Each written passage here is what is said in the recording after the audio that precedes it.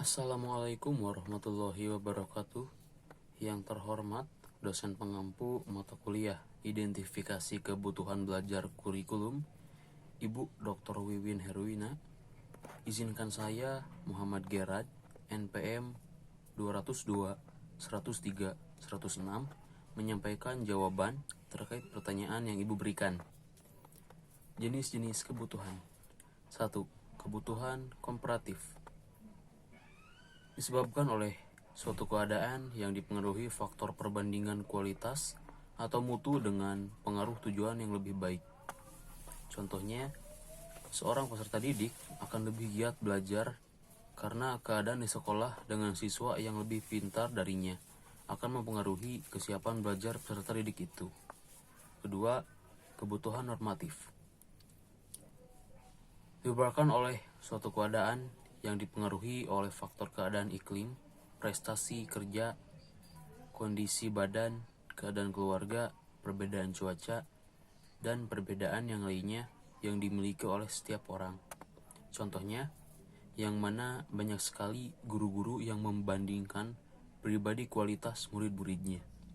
Yang ketiga, kebutuhan masa depan. Identifikasi kebutuhan yang diantisipasi ini akan membantu dalam persiapan peserta didik agar mampu memantau lingkungan dan memahami kemungkinan yang dapat terjadi di masa depan.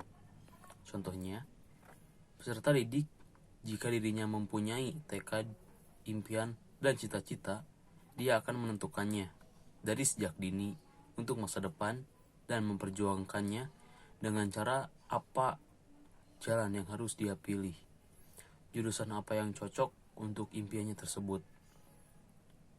Hal ini tidak serta-merta selalu ditunjukkan oleh peserta didik, namun semua orang atau kalangan pasti akan menentukan untuk masa depan. 4. Kebutuhan yang dirasakan. Disebabkan oleh suatu keadaan atau keinginan akan suatu hal, dilakukan dengan cara melalui wawancara atau interview. Contohnya, peserta didik akan merasa lebih penasaran jika masalah pembelajaran yang tidak dimengertinya dengan cara menanyakannya kepada gurunya atau teman sebaya dia untuk mendapatkan jawaban apa yang dia tidak mengerti dari pembelajaran tersebut. 5. Kebutuhan yang diekspresikan tindakan.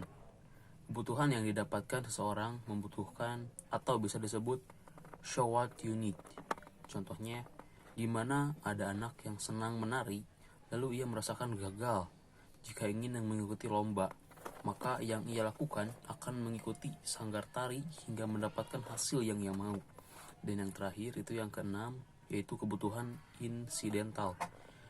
Kebutuhan ini adalah kebutuhan yang tidak tentu waktu pemenuhannya sehingga bersifat sesuai keadaan. Contohnya, dalam pembelajaran saat ada guru atau dosen di kelas, maka kita akan belajar. Kita tidak bisa memprediksikan kapan pemenuhan pembelajaran terjadi. Namun saat ada guru atau dosen di kelas, maka kita akan belajar.